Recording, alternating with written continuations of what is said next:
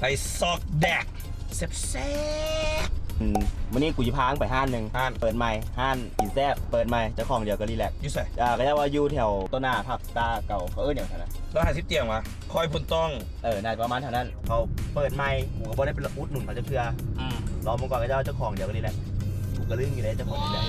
ซื้อนนน่ะนนเอ็กแซปนะว่าเจ้าของบ่ได้ซื้อนนซื้อโต้โตโต้กับตีน้อยไปเหมือนคือว่านนได้ออกมาต้นฮับเหมือนน่ะเทคนิคไอ้วันนี้ก็ชิน้องบินมาแล้วมื้อนี้นะอันนั้นพนักงานล้างห้องน้ำซื้อนนนั่นน่ะคันว่ามื้อนี้เห็นมันอยู่ห้านแสดงว่าเป็นเจ้าของห้านอันนั้นบูเห็นมันอยู่ห้านแสดงมันโบแมนมันคิดตัวเดี๋ยวไปเจ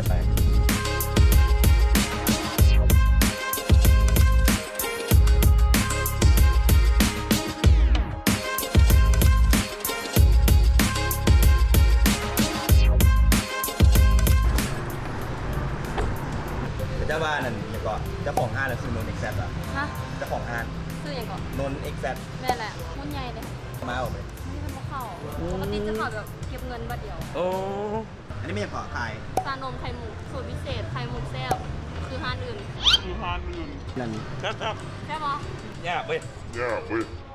พอแล้วนะกินแล้วลอยพร้อมเถอะไปงานในลูกค้าเลยงานวันละสันเมนูหลายอย่างอีหลีเปิดเป็ดพะโล้ถ้าอื่นบ่มีแน่นอนแล้วก็เปิดขาหมูมึงสั่งเผือกเอามึงที่กินอย่างกูสิฮู้เอากูสิอ่านมึงฟังแล้วมึงมีเปิดเป็ดพะโล้มีเปิดขาหมูเปิดหมูกรอบหรืองัวข้าวหน้าเป็ดข้าวขาหมูอันเดียวบ่หรือว่าเป็นพวกชิ้นเล่นๆก็มีเป็ดพะโล้ขาหมูพะโล้เครื่องในพะโล้รวมมึงนี่แหละมาใส่เป็ดพะโล้ปีกโคไก่พะโล้สิวะตุกภาษาลาวปีกไก่พะโล้ลูกข้างพะโล้เลือกมาจากกันเอานี่เลยบ่มีเปิดเป็ดพะโล้ผมเคยเห็นอยู่เวียงเปิดขาหมูพะโล้สั่งมากูกับมึงเนี่ยเราสอบแล้วเพราะกูมีเงินกูสูงกูมีแต่20,000มันบ่ได้แพงว้าว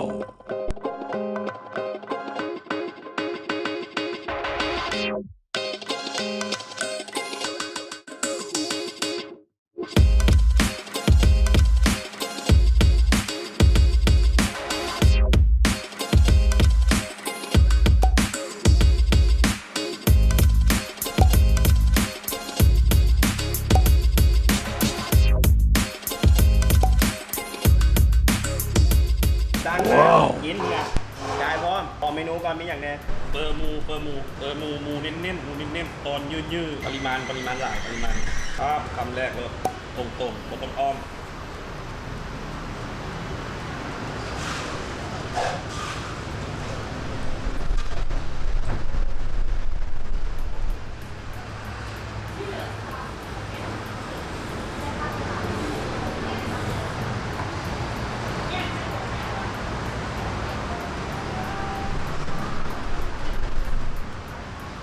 พะโล้ครับสายพะโล้มาตรงพระมาด้วยที่มีเรือยางลูกติดเพื่อนเหรอเอาแดกแล้วลูกข้างนี่มีเอิ้นอย่างเกาะเอ็นอย่างเกาะเรื่องนี้นะเอ็นอุ่นเอ็นอุ่นเป็นอันนั้นนี่มันเอิ้นว่าอย่างจักอย่างนี่แหละแต่ว่าเป็นเมนูดูค่าฮัลโหล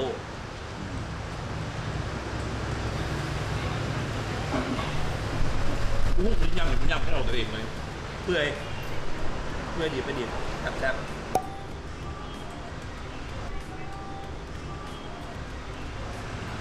ใส่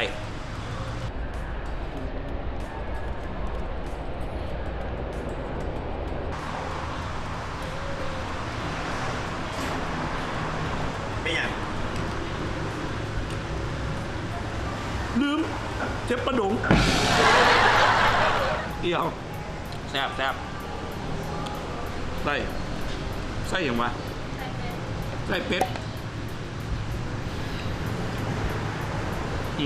ครับใส่แปบกรีนข้าวต้องเปลี่ยนบวงมาดิเปลี่ยนหรอเดี๋ยวนะผู้ใดกินลายกระจายนะผู้ใดกินลายกระจายนะหมูเน้นตรงๆมันต้องอ้อม ตร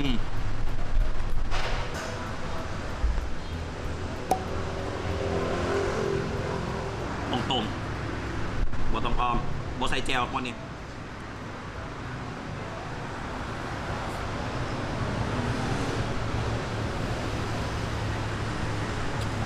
เป็ดนุ่ม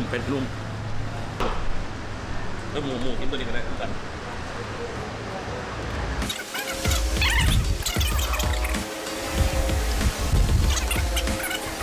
อันนี้ไต่ ไก่เป็ดทางไหนจ อันนี้นะเบิ้งบุกคือไต่เป็ดเลยคุณมีบอกคุณเส้นมีแบบผ้าซีอิ๊วอะนะ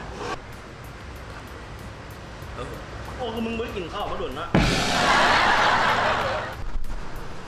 อันนี้แมนพะโล้ มี มี พะโล้ นั่นคือพะโล้เนื้อเป็ดตอนใหญ่แล้วราคากับโบแพงไงตอนใหญ่ ถ้วยนี้15ไป15,000ถ้วยหนึ่ง15,000มนุษย์เงินเดือนหรือว่านักเสียบกลางคืนมาได้รับประกันแจมลินแท้เมนูที่กินมาแบบว่าต้นโตเลยแบบกินแล้วถึกใจที่สุดเลยในนี่ในอาหารเมนูนี่เนาะจากเมนูตัวอย่างที่ทำตัวอ่ะอันนี้แมนใส่เป็ดตัวนี้มันถึกใจสุดเลย ให้ที่หนึ่ง แมนที่หนึ่งแต่ว่าขึ้นกับแซ่บกูแมนโบแซ่บแต่ว่าไห้นี่ที่หนึ่งตอนนี้กินอะไรกินนี่ดีกว่าใส่เป็ดแห้ว ไปบุ้ยบนตอมากินอันนี้มาซ่าอด อาหารแซ่บแต่มื้อนี้กินได้บ่หลายก็เลยยกหน้าที่นี้ให้มุดแจมลิ้นบ่กล้าปากแห่งอยากกินเก่าอยู่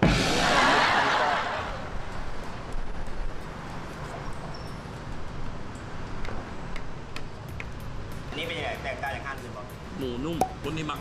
มันพอดีมันที่แทรกแบบบ่หลายเกินไปบ่น้อยเกินไป คนที่บ่มักมันสามารถกินได้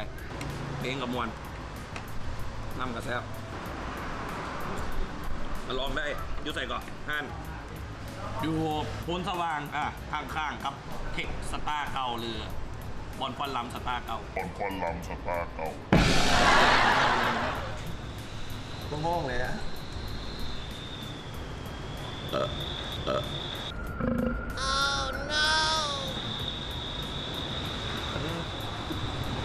มันยังพอดีหาย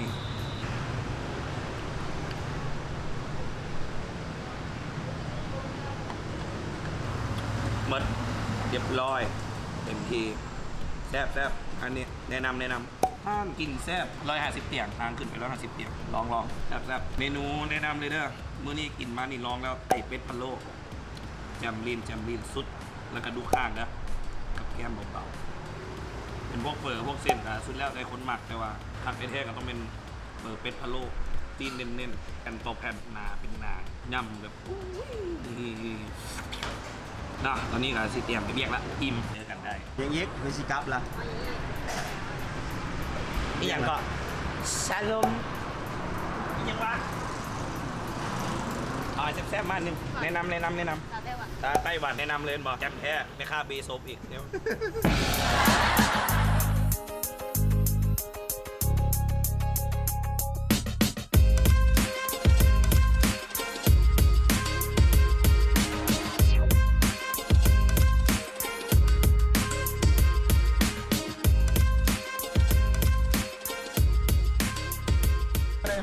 นี่มีอย่าง ตาได้หวันคน500เถื่อ ต้องคนก่อน500เถื่อแล้วค่อยแดกได้ตายแล้ว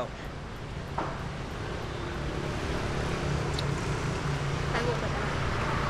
โดยสันดานแล้วเป็นคนบ่มากินซาไข่มุกแต่นี่จำครับ ไข่มุกห้านเฮาคือห้านใดบอกไว้เลย ไข่มุกก็คือห้านไหนเลยแล้วบริคืออยู่ใน Facebook ที่เขาแชร์ลงอีก คน600เถื่อ คน600เทื่อ โอ้ยกูต้องไปเรียกละอันนั้นหมุนเนี่ยคน อันนี้สาเขียวอันนี้เมื่อกี้นี่มูดออกไปนี่ยังเกาะ ตาไต้หวัน ไต้หวันอันนี้สาเขียวลองเบิ่ง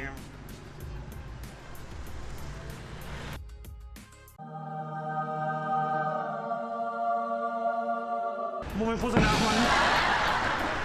โมได้โฆษณาโมได้ค่าโฆษณานะคนหรอก ไข่มุกหอมแล้วต้องมาลองอันนี้เหนื่อยเยอะอยู่อย่างก่อนนี้ 23มิลที มากินข้าวมากินอาหารพวกเท่านั้นของหวานร้านไข่มุกก็เปิดทอด2 โมงกลางคืนตอนดึกนี่หากินจังซี่ยากเลยตอนดึกนี่บุ้ยไข่ขายแต่ว่าห้านนี่ก็จะยังขายห้านไข่อยากมากอะติดต่อเอ็กซ์สอง ห้านเนี่ยมันรอบโบยากเลยอยู่หน้าผับสตาร์เก่าก็คงกันข้ามเลยมาแล้วก็เห็นเลยเอามากินแล้วห้านนี่ว่าแซ่บแท้เจ้าของเดี๋ยวก็ห้านรีแลกซ์ใช่ป่ะผู้ใดสนใจเดี๋ยวเอาขึ้นแผนที่ให้อันนี้ง่ายให้ขึ้นเบอร์ให้พร้อมโทรเอาบุโทรให้ได้โทรเอาไปแล้วฮอดวงไปเรียกแล้วต้องไปเซฟไปก่อนบาย